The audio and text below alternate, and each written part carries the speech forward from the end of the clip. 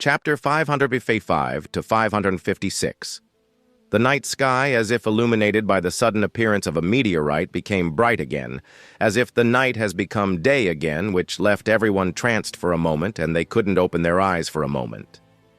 Yama looked at the rapidly falling meteorite and felt the restless air due to the sudden compression, with a doubtful expression under the mask. Because of his Tenseigan vision, Yama can naturally tell at a glance that this falling meteorite is not the result of ninjutsu created by the use of chakra and thrown towards the battlefield from a height of hundreds or perhaps thousands of meters above the surface of the Earth, but a real piece of space rock asteroid drifting in the boundless space and has now entered the Earth's atmosphere due to some reason. As the meteor approached closer and closer to the Earth, the flames surrounding it became brighter and hotter, to the point that Yama can't help but mutter, "Is it really just a coincidence, or is it the handiwork of a certain someone?" muttered Yama in doubt.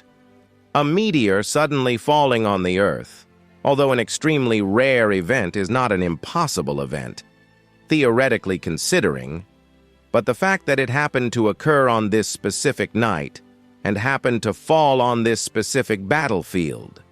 This kind of event may theoretically be possible based on the probability factor, but that is only in theory. In reality, such a coincidence is impossible to occur. Therefore, Yama didn't have to guess too much to understand that it must be someone's handiwork. If it were to hit the surface of the Earth, then even if it is me, I am afraid will definitely suffer. Yama didn't have to think too much to reach this conclusion. Yama is certainly confident in his strength to be able to smash boulders falling towards Earth from a height of 100 or 1,000 meters, but a falling meteorite that has been forcibly accelerated and dragged towards the Earth under someone's control is not something he can easily deal with. It would have been a completely different story had the meteorite not yet entered the gravitation field of the planet Earth. But under the control of the giant Tenseigan chakra, it has already entered, which makes it all the more troublesome. The acceleration of the meteorite under the gravitational attraction of the planet and the energy radiated upon the impact with the surface is not something Yama's sure to be able to withstand. Now, even if the backhand behind this incident doesn't do much, they have already caused a real survival crisis for the aboriginals of the planet Earth. Of course, Yama has already guessed the origin of the meteorite and the identity of the backhand behind the scenes. As early as when Yama had hidden inside the spherical sphere made up of the truth-seeking orbs to protect himself from Nagato's limbo clones, he had already noticed someone trying to secretly pry over the battlefield. But at that, Yama didn't have much time to think about the identity of the person prying over the battlefield, because he was seriously pondering over Nagato's strange jutsu. Moreover, the prying had suddenly disappeared for some reason. Therefore, Yama didn't care about it too much at that time. Then later, when Yama came out of the protection of the truth-seeking sphere, or more like, he had no other option left but to come out because Madara used Kamui to tear the protection, Yama was then engaged in a battle with the members of Akatsuki, where he had to pay full attention to his surroundings in order to guard against Nagato, Madara, Zetsu, and Konan at the same time. So again, he didn't have enough time and attention to consider the identity of the person who was earlier prying over the battlefield. It was only after the trap prepared by Nagato and Konan was activated, and Yama had used a hidden truth-seeking orb to create a sphere around him to protect himself from millions of explosive tags, did he have enough time and attention to consider the issue of the snooper he has sensed earlier. As for the threat posed by the repeated explosions caused by millions of explosive tags, Yama didn't really worry over that issue because the defense of truth-seeking orbs is too strong to be breached by something like that. After all, the truth-seeking orbs can withstand explosions caused by multiple Bijudama released by Jubi and still remain undamaged. Will the explosion caused by just a few million explosive tags still be higher than Jubi's Bijudama? Obviously not. Therefore, for Yama, defending against the explosions caused by just a few million explosive tags was nothing. more than consumption of some chakra, and considering that he is in a state of resonance with the giant Tenseigan on the moon, so the most dispensable thing for him at the moment happened to be chakra. Therefore, the carefully prepared trap was meaningless to Yama, in fact.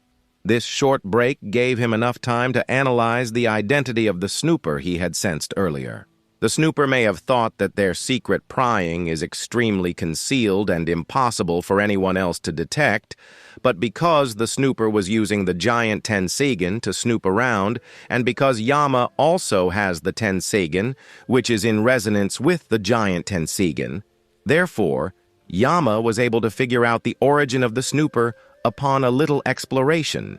Of course, because Yama was able to do so, he also understood that the snooper might also be able to do so.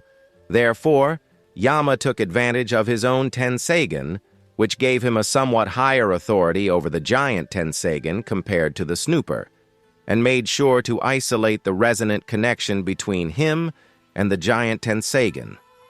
In this way, although the state of resonance between him and the giant Tenseigan still remains, which would make the giant Tenseigan act strangely, finding Yama, who is the person responsible for the anomaly, will become impossible for the snooper, unless, of course, Yama willingly wants to be perceived. This is similar to how the administrator of higher authority works. Those of higher authority can prevent themselves to be found out by those of lower authority, and can still continue to do what they are doing without letting others find out.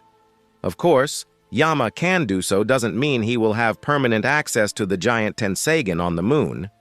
If those of the lower authorities directly cut off the power, then his having a higher authority would make so sense. Therefore, Yama understands that the higher authority granted to him due to having Tenseigan is actually of no use in the face of those who can manually control the giant Tenseigan on the moon by merging their consciousness with it. Anyway, that aside, something has been bothering Yama this time around. A few years ago, when Yama's Tenseigan resonated with the giant Tenseigan, those Otsutsuki clansmen on the moon chose to immediately cut off the connection with the shinobi world, thus prioritizing the safety of the giant Tenseigan, then began to manually investigate the cause of the anomaly. This series of actions clearly highlighted their conservative and cautious nature. But this time around, the Otsutsuki clansmen who found out the anomaly in the giant Tenseigan neither chose to immediately cut off the connection, nor did he try to figure out the identity of the cause. Instead, he chose a completely different approach. After snooping around the location of this battlefield through the giant Tenseigan, where the cause is present, he chose to directly launch a meteorite on the battlefield without a shred of hesitation. Moreover, during the entire process, he still did not cut off the connection of the giant Tenseigan with the shinobi world, which he probably did to make the cause responsible for the anomaly in the giant Tenseigan lower his guard and let him end with the meteorite. This series of actions clearly highlights their impulsive, radical, yet extremely clever nature. This change from the conservative and cautious person to the radical, impulsive, yet clever person shows that something major must have happened on the moon, and that's what's concerning Yama. However, Yama doesn't have enough time to figure out what's the reason for such a change on the moon, as he must find a way to stop the meteorite. One good thing is that this radical and impulsive Otsutsuki clansman seems to have underestimated the people of the shinobi world.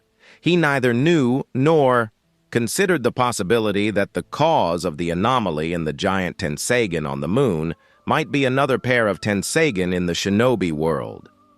So from the moment, he took action to snoop around and eliminate the cause of the anomaly in the giant Tenseigan, his intentions were already detected. Yama can also guess that at the moment when the meteorite is about to impact Earth, the other party will completely cut off the connection between the giant Tenseigan and the shinobi world to make sure that the cause has no means to change the final outcome that is complete annihilation. But even if Yama has figured this out, it still doesn't make the situation any better. To be honest, Yama really didn't expect that the radicals of the Otsutsuki clan would take such a step and directly send a meteorite to Earth. And if Yama doesn't figure out a way to deal with this meteorite, then he can kiss goodbye to all his future plans. While thinking about how to deal with the approaching meteorite, Yama lowered his head to look at the members of the Akatsuki organization on the opposite side and keenly noticed the surprised look on Nagato's face. Aside from the completely unexpected move made by the Otsutsuki clan on the moon, the growth of Nagato this time has also far exceeded Yama's expectations. In fact, not only Yama's expectations, but even Nagato's own, and Madara, as well as Zetsu's expectations. Because of this, Yama can certainly see that Nagato has not been able to display the full extent of his strength by the means of tactics, and also, he failed to take advantage of many good opportunities that he could have to inflict serious damage on Yama. Although this proved to be advantageous to Yama, he certainly knows that this advantage is only temporary. If Yama fails to solve the threat of Nagato this time, then it won't be very long before Nagato gets used to using all the high-level dojutsu of the rinnegan and perfectly integrates them into his fighting style, thus increasing his combat power again by another dimension. But Yama is not certain if he can do so before completing his Project Godhood. In such a scenario, only by borrowing chakra from the giant Tenseigan will he be able to match up to Nagato, and it is obviously impossible for Yama to repeatedly borrow chakra from the giant Tenseigan. To be honest, Yama is now a little scared to borrow any chakra from the giant Tenseigan. This time they sent a meteorite. What will it be the next time? Wouldn't they choose to directly smash the moon to the earth? It's not impossible. After all, Otsutsuki Toneri did attempt to do so in the canon. Therefore, Yama is very clear that no matter what in the future, he cannot rely on the giant Tenseigan on the moon, as that would risk the destruction of the entire Earth. However, this is also a problem. Other than the giant Tenseigan on the moon, Yama doesn't have really any clear path ahead that would help him improve his strength, except, of course, Chimera Jutsu. But Yama knows that it will take him at least a few years to complete and perfect that jutsu. To have that much time with him, the only option he has now is to put an end to Nagato's life here and now and destroy the Rinnegan when all his Limbo clones are either sealed or dead, because if this opportunity is missed, then killing Nagato in the future will become even more difficult. Even if Yama doesn't know if he can succeed, he must at least give it his best try. With these complicated thoughts in his mind, Yama ran his brain at full throttle and quickly formulated a plan that would help him get rid of the threat of the falling meteorite and also bring him a chance to kill Nagato with minimum effort. Now that the plan was formulated, the first thing Yama did was speak to telepathically issue an instruction to Toyotama. Toyotama, pass on a message to my shadow clone in the village. I want him to get to some secluded place and immediately start absorbing the natural energy to enter the Sennin mode. All right, Kuroto-sama. The childish voice of Toyotama was heard in Yama's mind, indicating that Toyotama has received his instructions. Now that that's out of the way, Yama focused all his attention on the plan ahead, and then without any hesitation, under the bright light of the falling meteor burning with fire, he rushed towards the members of a Akatsuki organization on the opposite side. At this moment, although Yama only has one truth-seeking orb in his hand, it is still more than enough to bring Nagato's life to an end. Looking at the rapidly approaching figure of Yama, despite the threat of the falling meteor on top of their heads, all the 4 core members of the Akatsuki organization couldn't help but unanimously exclaim in their hearts, "Oi, oi! You can't be serious? Is he insane or what?" Everyone, even with normal eyes, can discern that the size of the meteor is quite exaggerating, and should it fall, it will definitely set off large-scale destruction. In such a scenario, what they should be worried about is how to safely escape this calamity rather than fighting each other, because fighting in such a situation is equivalent to double suicide. The people of the Akatsuki organization didn't believe that Yama wouldn't understand such a simple truth. As such, they really couldn't figure out what the hell is going on in the mind of the other party. on the side of the people of the 5 great shinobi villages. Sandaime Hokage Hiruzen, who was standing at the canopy of a tree, suddenly jumped down from it and warned the fellow melon eaters, shinobis of the great shinobi villages, "Run for your lives." Although these people of the 5 great shinobi villages have repeatedly retreated far away from the main battlefield, however, Sandaime Hokage knew that this distance is safe only from those geography-changing jutsus used by Yama and Nagato. By no means will this distance be considered safe if they have to withstand the after-effects and aftershocks of a meteor collision with the Earth's surface.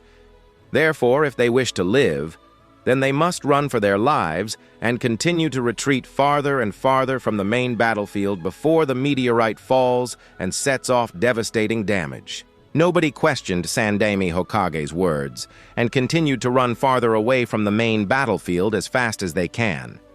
And while doing so, Jiraiya repeatedly glanced back at the battlefield from the corner of his eyes and murmured, "How come a meteorite is suddenly falling here? Such a phenomenon is too coincidental and strange." Toad Fukasaku, who was standing on Jiraiya's shoulder, stated with a solemn expression, "This is by no means a coincidence."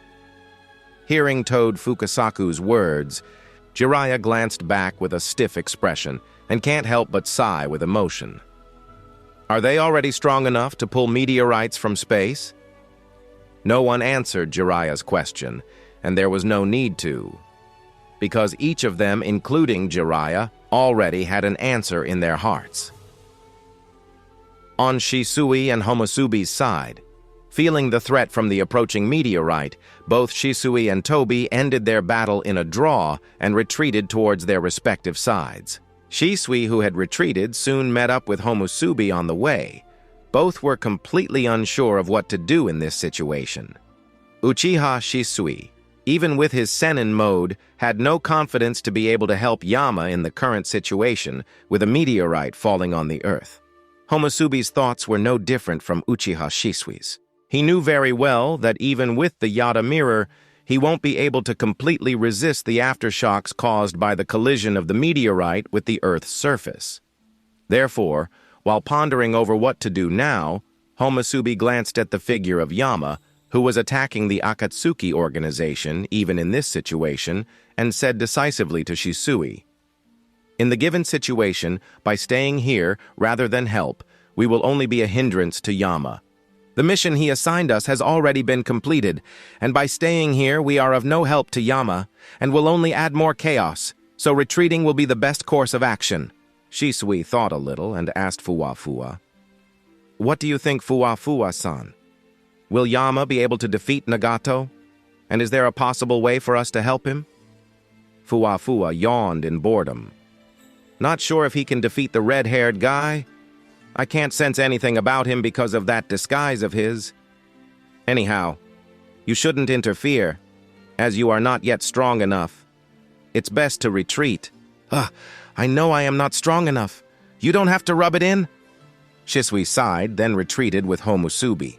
As both Shisui and Homusubi, along with the 2 unconscious Jinchuriki, disappeared from the battlefield, Fuwa was sitting on Shisui's shoulder, glanced backwards at the falling meteorite, and murmured to herself, "Those chakra fluctuations I am sensing from the meteorite, they are exactly the same as the ones from back then.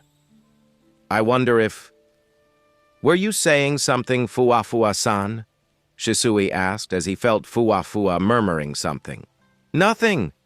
Fuwa shook her head and thought while yawning, "I think I am thinking too much." Rumble. With a deafening roar, the falling meteorite approached closer and closer to the surface of the Earth.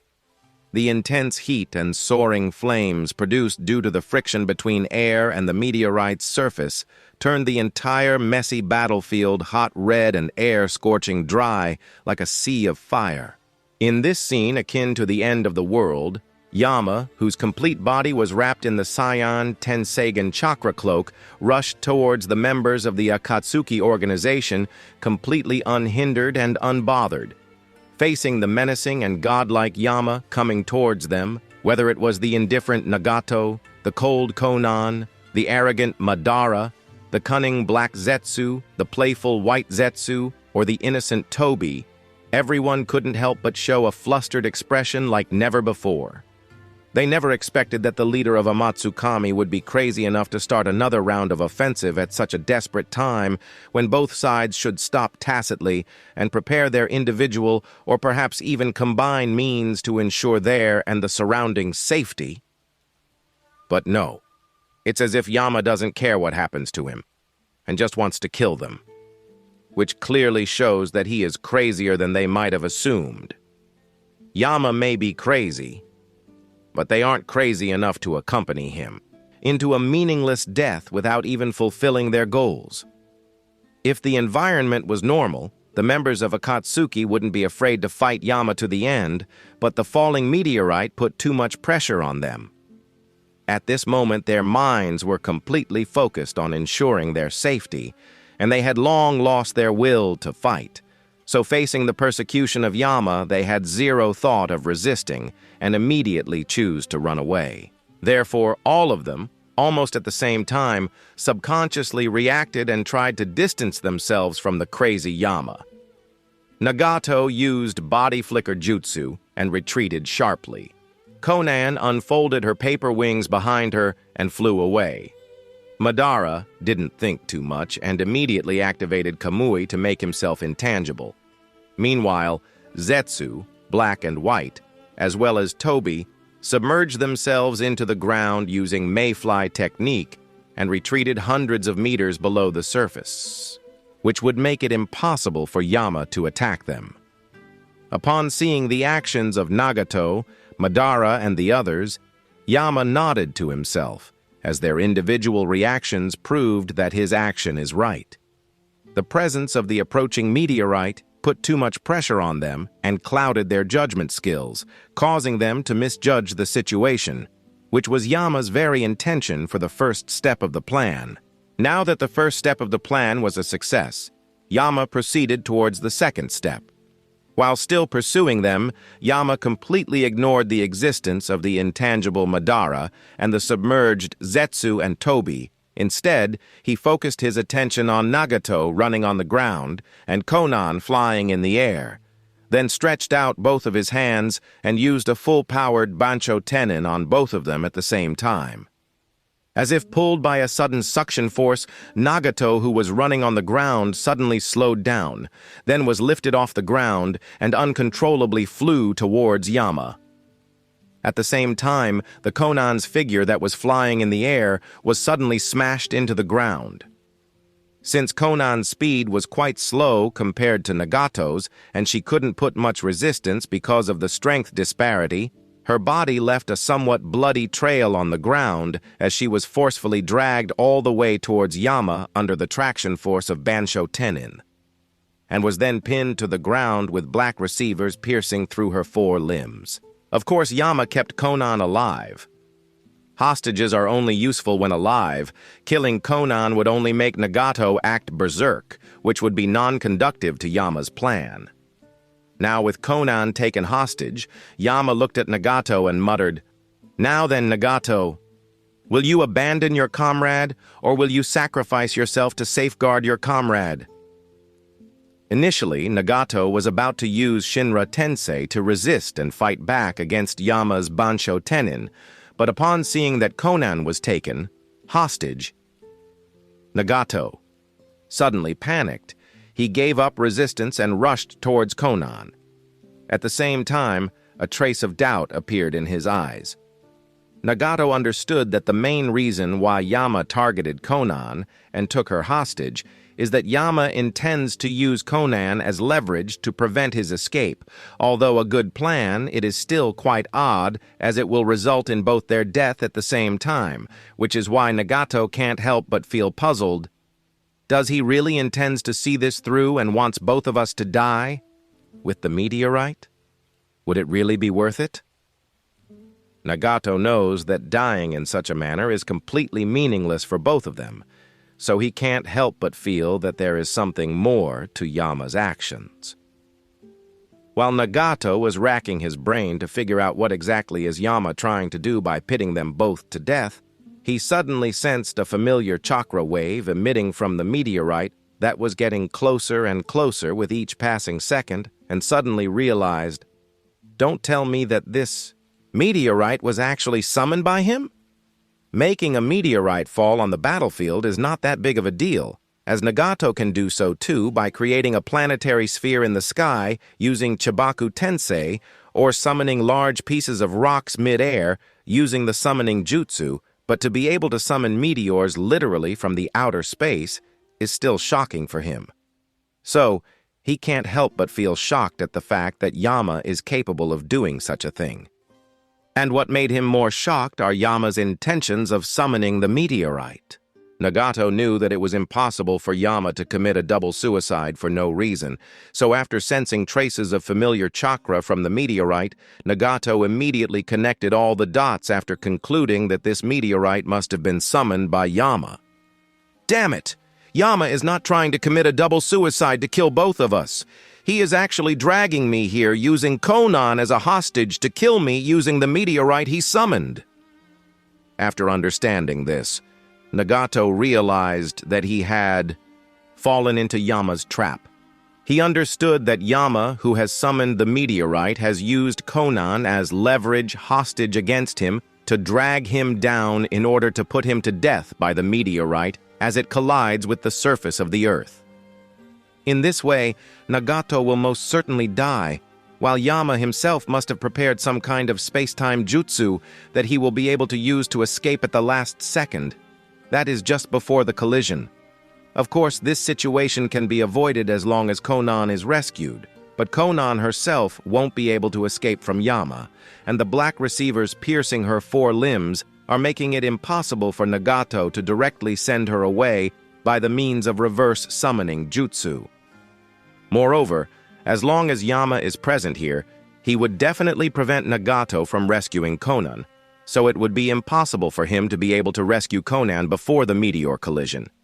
This means Nagato has no means of saving Konan and escaping from here before the meteorite falls. Yama must have known that Nagato won't abandon Konan even if it means death. This is why he prepared such a trap. Konan also realized Yama's intentions, and because of this, her heart felt more painful. This is the second time she is facing such a situation. The last time resulted in the death of her friend Yahiko, and this time might result in the death of Nagato. If Nagato were to die because of her, she won't ever be able to forgive herself. As such, Konan shouted at the top of her lungs, "Don't, Nagato! Never mind me! You need to escape!" urging Nagato to retreat. But her words fell on deaf ears. Nagato had no intention of abandoning her.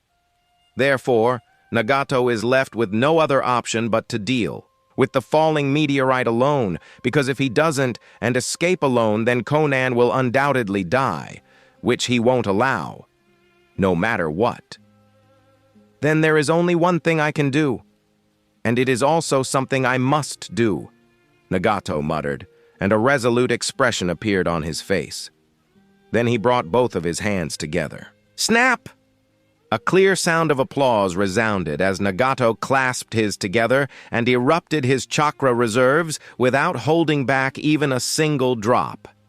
Even if his face was distorted and painful, he continued to squeeze out more and more chakra. The current him, if he gives it all without holding back anything, then it may not be impossible for him to stop a falling meteorite. And now that he is forced into a desperate situation, Nagato has no choice but to just do that. Boom! A clear explosion rang as Nagato's chakra erupted unreservedly. Immediately after that, with a poof sound, the Gedo statue that had gone missing some time ago appeared behind him and attached several black rods to Nagato's back. Now, under Gedo Mazo's protection and being able to extract life force from the statue, Nagato, who had amassed enough chakra, stretched out both of his hands towards the sky and shouted at the top of his lungs, "Shinra Tensei!" As soon as he used the Shinra Tensei, his red hair started to pale at a speed visible to the naked eyes and soon turned sickly white. His eye sockets started to bleed bloody tears, and his nourished body, as if squished out of all of its juice, suddenly became thinner and haggard. Just like it used to be a few months ago before the transplantation of Hashirama cells, when he still relied on the wooden cart.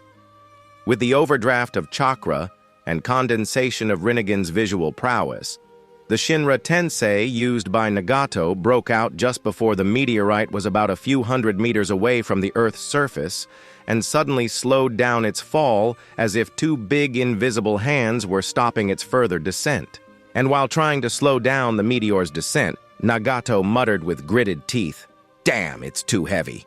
At this rate, I won't be able to stop it completely. I can only slow its speed and delay the fall for a few seconds." After realizing this, Nagato glanced at Yama from the corner of his eyes, as if waiting for Yama to leave the battlefield by the means of space-time jutsu, so that he can have the chance of saving Conan. At the same time, he swore in his heart, "I lost this time, but the next time I will definitely kill you." Nagato had to admit that he really lost this time, and his loss was much worse than their last battle at Omegakure, and so thorough that he can't even give any excuse. But he is not discouraged, and believes that he will definitely be able to win next time. As long as Yama leaves the battlefield, Nagato will be able to rescue Conan and escape. Of course, before the meteorite falls. A few seconds later. In this manner, a few seconds passed, and something that Nagato hadn't expected happened. The meteorite he had slowed down with everything he got was now only about 100 meters away, but there were no signs of Yama leaving the battlefield, as if Yama didn't really plan to leave the battlefield in the first place. This? Nagato was surprised, and his heart shuddered in realization. No, don't tell me he even expected this. Just what is he planning to do now? Yama obviously didn't know Nagato's complex and absurd thoughts, and seeing Nagato looking towards him with an inexplicable expression, he muttered inwardly, "Don't get distracted while looking at me. You have a meteorite to slow down." Up until now, everything has gone basically as per Yama's plans, and Nagato was forced to use everything he had to stop the meteorite's descent. Although Nagato's actions slowed down the speed and momentum of the meteorite by more than 60%, which was expected. But Yama's heart was still not at ease because Nagato really couldn't completely stop it completely, as expected. So, the meteorite, which is only about 50 meters away, will eventually fall as expected. Even if with only 40% speed and momentum, it will still set off large-scale destruction. Damn it, why doesn't he leave already? Damn it, why didn't you surpass my expectations this time? Both Nagato and Yama cursed at the other party, but neither had any time to think too much. In Nagato's panic and struggle, and Yama's helplessness and disappointment, the meteorite eventually fell. Nagato's all-out Shinra Tensei was shattered as if a fragile piece of glass, and the meteorite, whose speed and momentum were greatly slowed down, smashed on the thick and rigid head of Gedomazo. Boom! As the core of Jubi, Gedomazo's skin can be said to be one of the hardest substances in the existence, as can be proven by the fact that even Yama's Golden Wheel reincarnation explosion can't cut through it. But even if it's extremely hard, when the meteor directly smashed on its head, it let out a heartbreaking wailing roar. Roar! Amidst the painful wailing and roar of Gedomazo, the meteorite that was still unstoppable finally smashed to the Earth's surface. At the moment of collision, the entire horizon glowed in firelight, and a mushroom-shaped cloud of smoke that could be seen from hundreds of miles away rose into the sky. The entire mainland shook. Hundreds of thousands of deep cracks spread out in all directions and reached up to several dozens of miles.